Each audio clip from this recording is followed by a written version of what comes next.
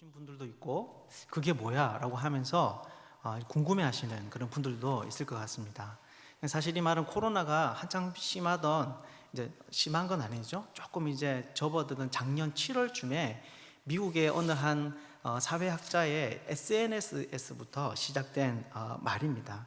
한 몇 마디를 올렸는데 이것이 미국 사회의 젊은 사람들에게 굉장히 큰 이슈가 되었는데요.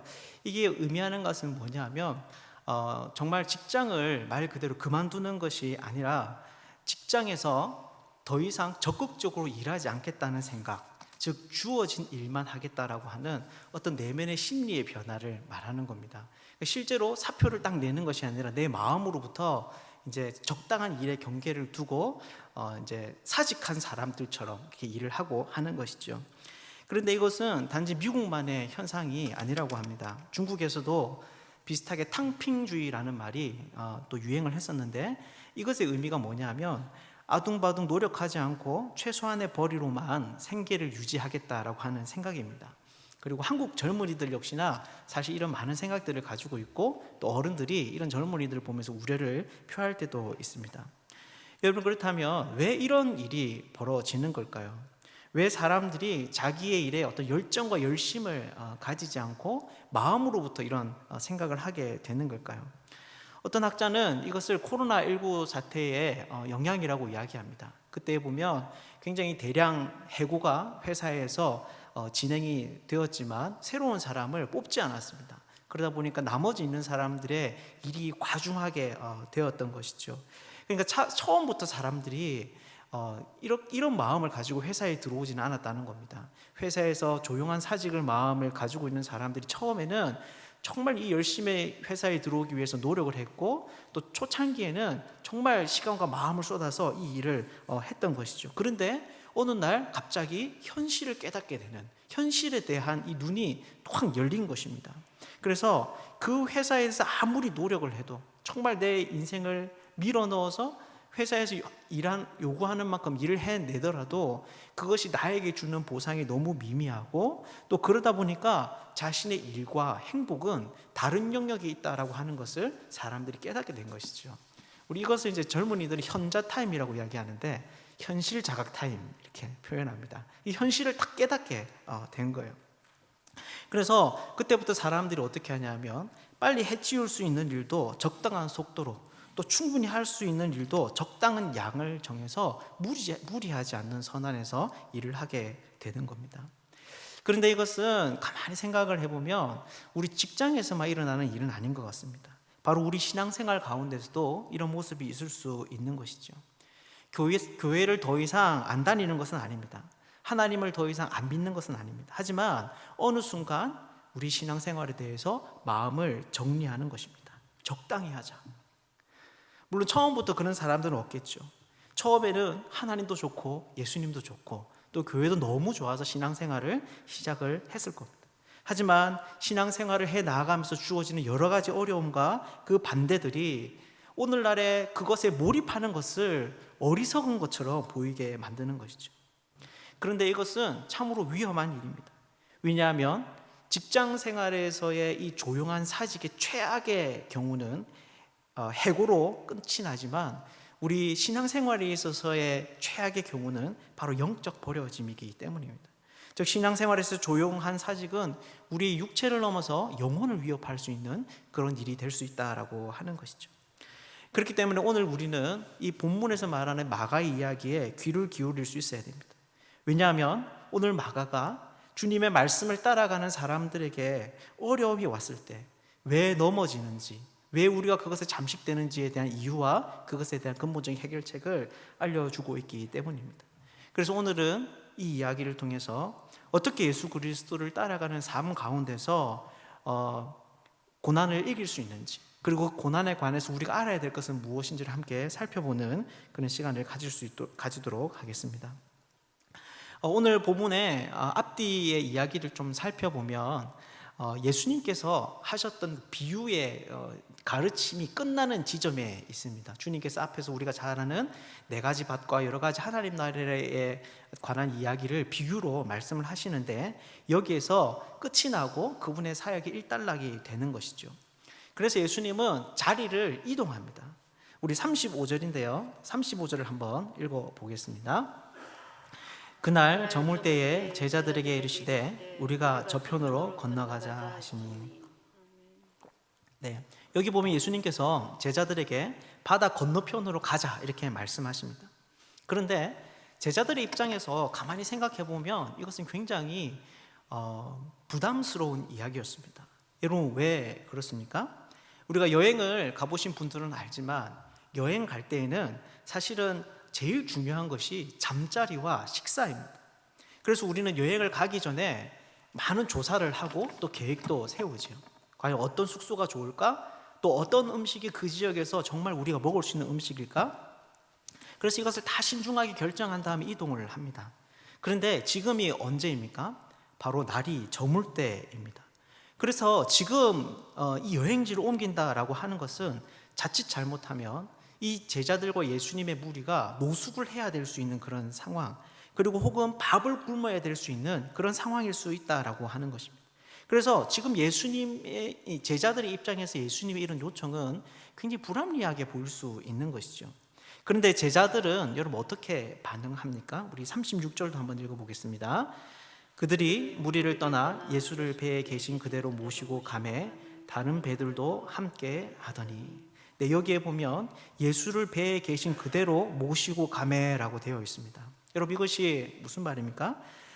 방금까지 예수님은 지금 배에 오르셔서 가르치고 계십니다. 그런데 방금까지 가만히 있다가 이 배에 급작스럽게 이렇게 오르신 겁니다. 사람들이 막 몰려오자 그 사람들을 피하기 위해서 앞뒤 죄지 않고 올라가신 것이죠.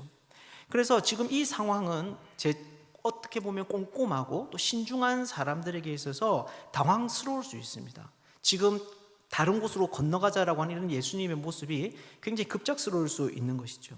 그런데 제자들이 어떻게 합니까? 배에 계신 그대로 모시고 갔다라고 이야기를 합니다.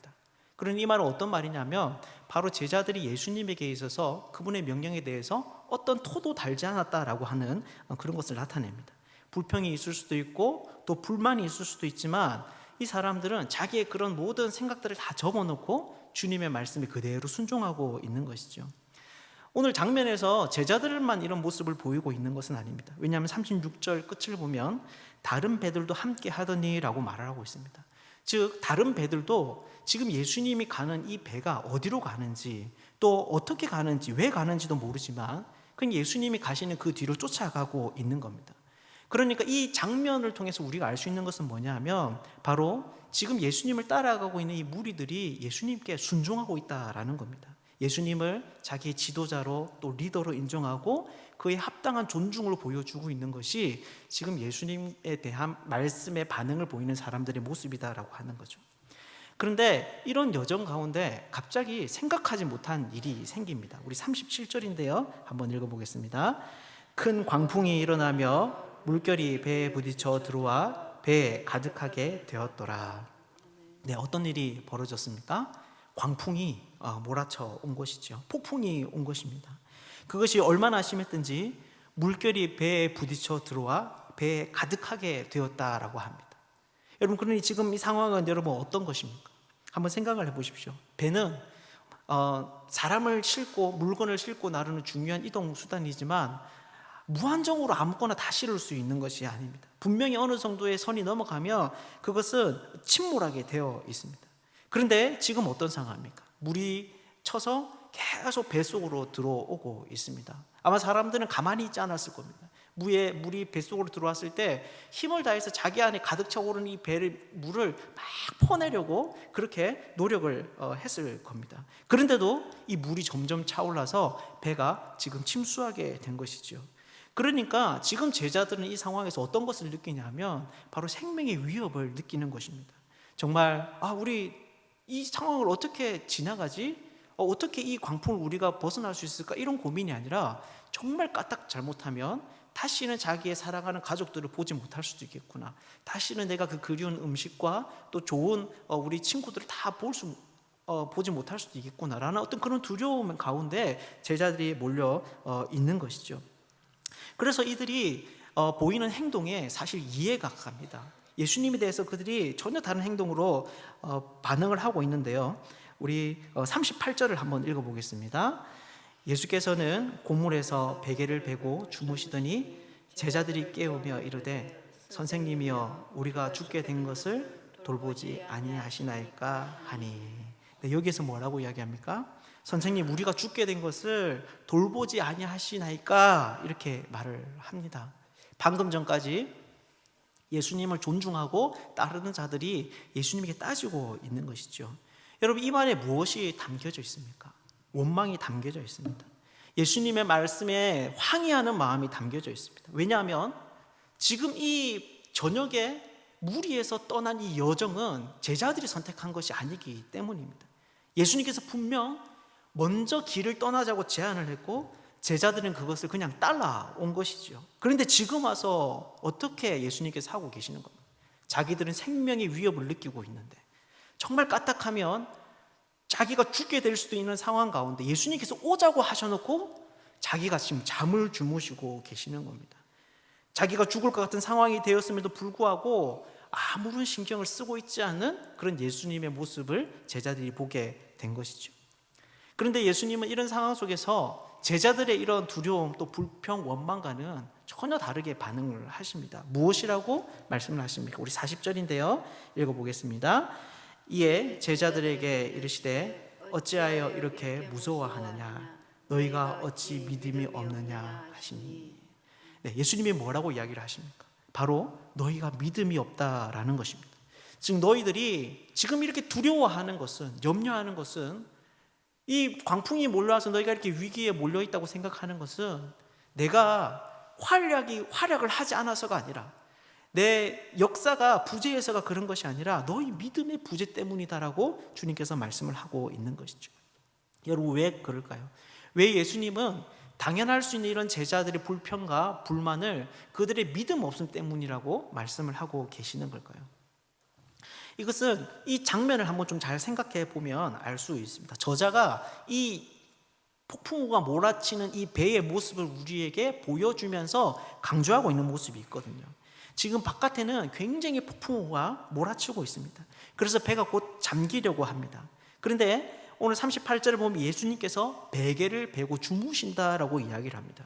그러니까 지금 얼핏 보면 폭풍우 치는 바다와 배에서 주무시고 계신 예수님의 모습이 대조되어서 우리에게 보여주고 있는 겁니다. 그런데 한글 성경은 잘 나와 있지 않지만 원어 성경을 보면 강조점이 들어가 있는 지점이 있습니다. 뭐냐 하면 바로 예수께서 배를 베고 주무신다라고 하는 이 모습을, 이 말씀을 기록한 사람이 강조적인 모습으로 나타내 보여주고 있는 것이죠. 여러분 그렇기 때문에 이것이 여러분 어떤 말이겠습니까? 바로 바깥에 아무리 바람이 거세고 폭우가 쏟아져도 예수님께서는 그러한 것이 전혀 문제되지 않는, 흔들리지 않는 평안함과 또 안정감을 가지고 계신 분이다라는 겁니다. 저자가 지금 이것을 우리들에게 보여주고 있는 것이죠. 지금 이 상황은 제자들이 호들갑 떨고 두려워하고 있는 상황이지만 예수님께는 지금 이 상황이 아무런 문제가 되지 않는 그런 일이다라는 겁니다. 그래서 지금 저자가 우리에게 이 장면을 통해서 알리고자 하는 것은 예수님의 무책임함이나 그분의 무능력함이 나타나고 있는 모습들이 아니라 제자들의 믿음 없음이 드러나고 있는 상황이다라고 하는 것이죠. 만약 제자들이 예수님을 믿었다면 여러분 어떻게 되겠습니까? 아마 그들에게도 지금 이 폭풍우가 아무런 문제가 되지 않았을 겁니다.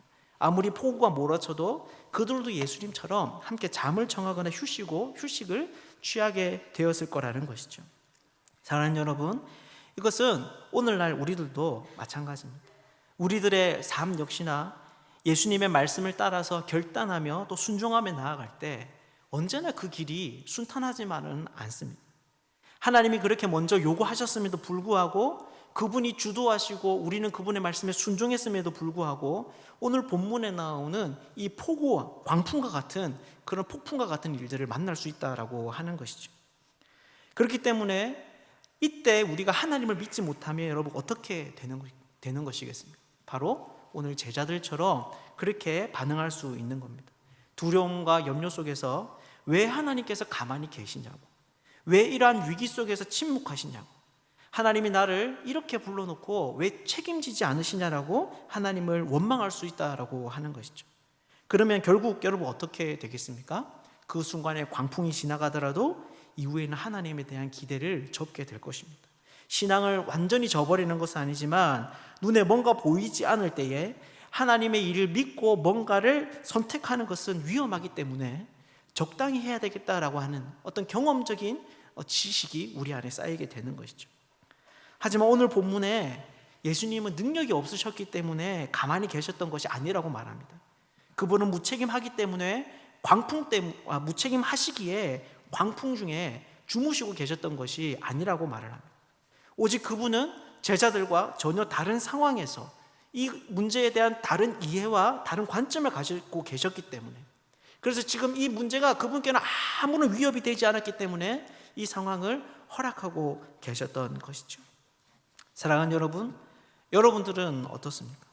혹 말씀하신 하나님을 믿지 못해서, 또 그 하나님을 신뢰하지 못해서 이미 조용한 신앙의 사직을 한 사람들은 여러분 없습니까?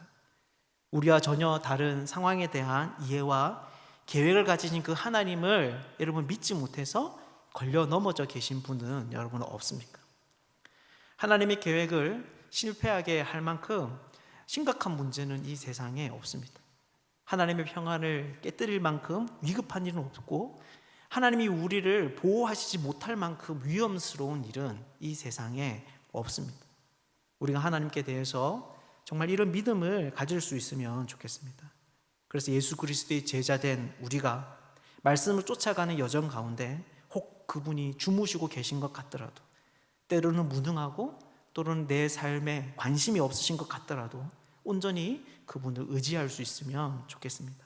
이 자리에 있는 우리 모두가 광풍이 분다고 해서 두려워하고 염려하여 중심을 잃는 사람들이 아니라 믿음으로 주어진 어려움을 돌파할 수 있는 사람들, 하나님과 함께하는 그런 사람들 되기를 주님의 이름으로 축복합니다. 한 가지 더 살펴보겠습니다. 이렇게 오늘 본문은 풍랑 속에서도 우리가 믿음이 있을 때 두려움을 극복할 수 있다라고 이야기를 합니다. 그러면 여러분, 이 믿음은 우리가 어떻게 얻을 수 있을까요? 우리는 어떻게 이런 상황 속에서 하나님을 신뢰할 수 있을까요? 39절인데요. 39절 읽어보겠습니다. 예수께서 깨어 바람을 꾸짖으시며 바다더러 이르시되 잠잠하라 고요하라 하시니 바람이 그치고 아주 잔잔하여지더라. 아멘. 네, 이 구절은 우리가 그냥 읽으면 넘어갈 수 있지만 자세히 보면 두 가지 중요한 요소가 담겨져 있습니다. 하나는 그 수사법인데요, 바로 의인법이라는 수사법입니다. 왜냐하면 예수님께서 지금 자연인 바다와 바람을 향해서 꾸짖으시고 잠잠하라라고 이야기를 하고 있습니다. 사람처럼 예수님께서 대하고 있는 것이죠. 여러분, 그렇다면 이것이 무슨 말이겠습니까? 어떤 사람들은 이것을 악령에 대한, 바다라고 하는 존재가 사실 구약 시대 때 가면 악의 존재, 사탄 이런 이제 두려운 대상으로 나타나거든요. 그리고 예수님께서는 이제 그 바로 오늘 본문의 뒤에 보면 거라사인 지방에 가서 귀신들을 내어 쫓는 사역을 보입니다. 그래서 어떤 사람들이 해석할 때 이 귀신들의 영이 바다와 광풍의 모습으로 예수님을 반대하고 예수님 그것을 잠재운다, 이런 식으로 해석을 하는 사람들도 있습니다. 그런데 제가 볼 때 그게 좀 많이 과하게 간 것 같고, 우리가 문학적으로 그냥 이야기를 해보면 그냥 이것이 그냥 의인법이라고 하는 우리가 흔히 배우는 그 수사법이 되는 거죠. 그렇게 보면 여러분, 지금 여기서 말하는 것이 무엇이겠습니까? 사람이 어쩌지 못하는 그 자연재해조차도 예수님 앞에서는 순종해야 되는 그분의 피조물에 불과하다는 것입니다. 예수님의 말씀에 따라야 되는 대상의 인간처럼, 그 어떤 다른 존재들처럼 그저 자연과 또 이런 재난 재해들도 예수님의 말씀에 무릎을 꿇어야 되는 존재다라고 하는 것을 말해주고 있는 거죠. 그리고 여기에 또 다른 요소는 하나는 바로 이러한 말씀이 구약을 연상시킨다라고 하는 겁니다. 시편 104편 7절인데요. 우리 한번 읽어보겠습니다. 주께서 꾸짖으시니 물은 도망하며 주의 우레소리로 말미암아 빨리 가며. 네, 여기서 보면 주께서 물을 꾸짖으셨다라고 이야기를 합니다. 우리 106편 9절도 한번 읽어보겠습니다. 이에 홍해를 꾸짖으시니 곧 마르니 그들을 인도하여 바다 건너가기를 마치 광야를 지나감 같게 하사. 근데 여기에서도 보면 여호와께서 홍해를 꾸짖으시는 분으로 나오죠. 시편 65편 7절 한번 보겠습니다. 바다의 설렘과 물결의 흔들림과 만민의 소요까지 진정하시나이다. 시편 89편 9절입니다. 주께서 바다의 파도를 다스리시며 그 파도가 일어날 때에 잔잔하게 하시나이다. 여러분, 여기에서 말하는 것이 여러분 뭐겠습니까? 구약에서는 바로 하나님의 이 세상을, 이 바다를 다스리시는 분으로, 자연을 다스리시는 분은 하나님이신 것으로 구약에서 이야기를 하고 있는 겁니다. 그러니까 여러분, 이 말이 여러분 무슨 의미가 담겨져 있겠습니까? 예수님께서 광풍과 바다를 잠잠케 했다는 말에 담겨져 있는 것은 여러분 무슨 말이겠습니까? 바로 예수께서 하나님이시다라고 하는 말을 알려주는 것이죠. 그래서 이분은 단순히 인간들을 향해서 가르치고 명령할 분일 뿐만이 아니라 하나님만이 가능한 자연까지도 복종시키고 따르게 하는 창조주, 통치자, 온 세상의 주인이다라고 하는 것을 우리에게 알려줍니다. 그래서 이 것을 본 제자들은 굉장히 혼란스러워했습니다. 그래서 질문을 던집니다. 우리 41절 한번 읽어보겠습니다. 그들이 심히 두려워하여 서로 말하되 그가 누구이기에 바람과 바다도 순종하는가 하였더라. 네, 그들이 던진 질문이 무엇입니까? 혼란스러워서 질문을 던지는데 어떤 질문을 던지냐면 그가 누구이기에 라고 하는 이런 질문을 던집니다.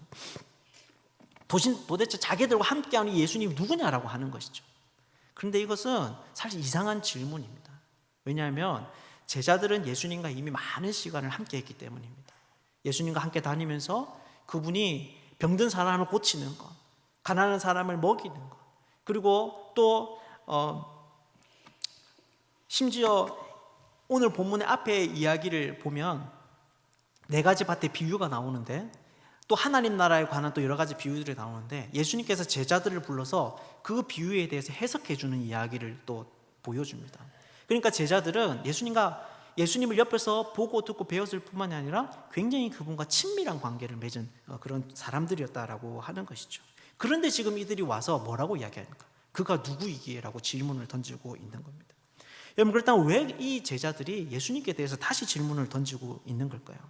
왜 예수님에 대해서 사실은 부모님을 제외하고는 가장 잘 알고 있다고 말할 수 있는 이 제자들이 왜 예수님의 존재에 대해서 다시 궁금하다고 생각을 하고 있는 걸까요?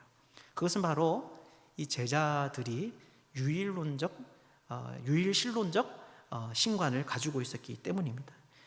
다시 말해서 이들은 유대교에서 오직 하나님은 한 분이시다라고 하는 것을 어려서부터 배워왔고 그것이 진리로 그들이 평생 붙들고 왔던 이야기였기 때문입니다. 그런데 지금 눈앞에 어떤 이야기가 벌어지는 겁니까? 바로 그런 자기의 세계관을 깨뜨리는 이야기, 자기가 가지고 있던 보편적인 상식이라고 생각했고 진리라고 생각했던 그 이야기가 부인할 수 없는 증거로 자기 앞에 탁하니 나타났다라고 하는 것이죠. 그래서 제자들이 여러분 어떻게 합니까? 41절을 보면 이런 질문을 던지는데 두려워하면서 질문을 던집니다. 무서워하는 것이죠. 이 질문을 던지면서 그가 누구이기에 하는데 누구이기에 라고 하는 질문을 던지는데 그 마음에 본능적인 두려움이 일어나는 겁니다. 여러분, 이 두려움은요 그냥 두려움이 아니라 사실 제자들이 이때까지 두려워했던 그 두려움을 대체하는 두려움입니다. 제자들은 지금까지 바다 재난 앞에서 두려워하고 있었습니다. 그것으로 인해서 자기의 생명을 잃을까 봐, 자기의 목숨을 잃을까 봐 제자들은 그 두려움에 온통 마음이 빠져 있었습니다. 그런데 이 질문을 던지는 이 순간 제자들은 지금 어떻게 하고 있는 겁니까? 바로 예수님의 그 존재에 대한 두려움으로 그들의 마음이 사로잡히고 있는 것을 우리에게 보여주고 있는 것이죠.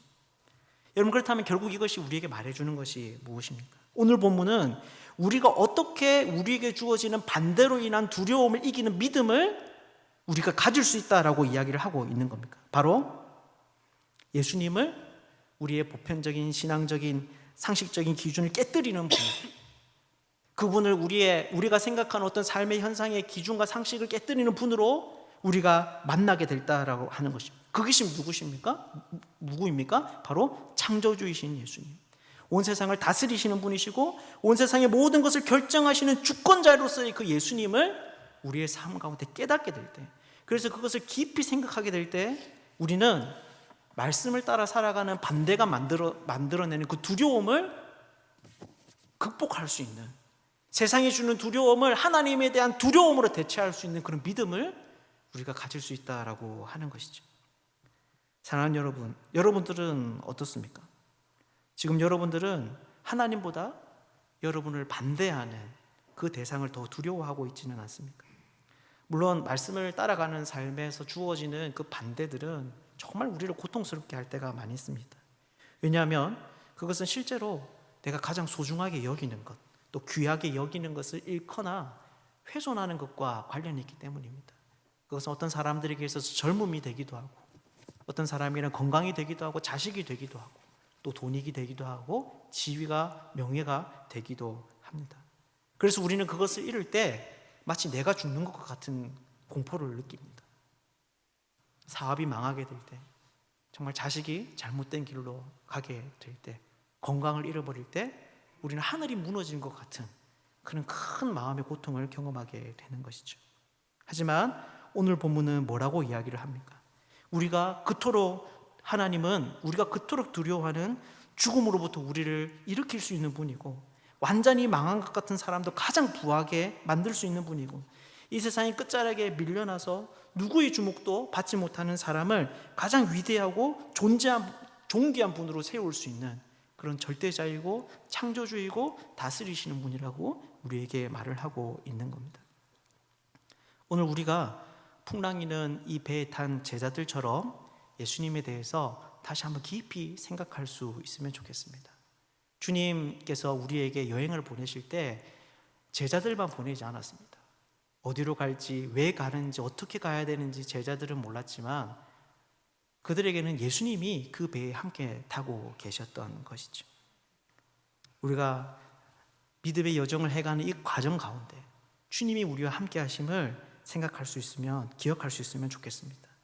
그래서 정말 우리가 두려워해야 할 분이 누구인지, 무서워해야 할 분이 누구인지를 우리의 삶 가운데 한번 멈추어 서서 깊이 확인할 수 있으면 좋겠습니다. 이 자리에 있는 우리 모두가 하나님의 부름을 쫓아가는 삶 가운데 반대를 당한다 해서 두려워하는 사람들이 아니라, 조용히 사직하는 사람들이 아니라, 오히려 이런 위기로부터 담력을 얻는 그런 복된 사람들을 주님의 이름으로 축복합니다. 말씀을 맺겠습니다.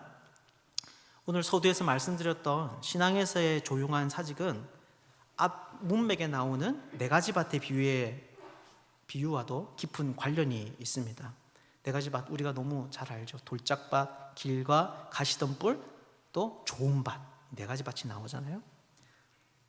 여러분, 그렇다면 신앙에서 조용한 사직은 여러분 어떤 밭에 해당하는 걸까요? 바로 돌밭과 가시밭에 해당하는 겁니다. 왜냐하면 이 두 가지의 밭은 사실 씨앗이 완전히 죽어버린 게 아니거든요. 분명히 씨앗이 뿌려지고 그 다음에 뿌리가 내립니다. 그리고 또 어떤 것은 잎과 줄기까지도 만들어냅니다. 하지만 자라는 가운데 환난과 박해로 인해서 또 염려와 두려움으로 끝내는 열매를 맺지 못하는 것이 바로 이 두 가지 밭입니다. 즉 중간에 자라나기를 멈춘 것이죠. 여러분, 이것이 무슨 말입니까? 바로 오늘 본문에 나오는 이 이야기는 좋은 밭이 어떤 밭인지를 우리에게 알려준다는 것입니다. 그렇다면 어떤 밭이, 어떤 사람이 여러분 좋은 사람입니까? 바로 폭풍우 속에서, 그래서 두려움과 염려가 몰려오는 위급한 상황에서도 하나님에 대한 믿음으로 두려움을 몰아내고 하나님에 대한 두려움으로 그 혼돈의 한 복판을 통과할 수 있는 사람이다라고 하는 것이죠. 그분이 누구인지를 분명히 알고 그분을 그 누구보다, 그 어떤 문제보다 두려워할 수 있는 사람, 그것이 바로 좋은 밭이다라는 것입니다. 사랑하는 여러분, 여러분들은 어떤 밭이 되고 싶습니까? 오늘 우리가 창조주 하나님의 능력을 나타내시는 이 예수님에 대해서 주목할 수 있으면 좋겠습니다. 그래서 그분이 가져오시는 이 통치의 위대함을 머리로 알 뿐만이 아니라 신뢰하고 또 믿음으로 그것을 붙들 수 있으면 좋겠습니다. 이 자리에 우리는 우리 모두가 하나님 앞에서 좋은 밭으로 인정을 받고 풍성한 열매를 거둘 수 있는 복된 사람들 되시기를 주님의 이름으로 축복합니다.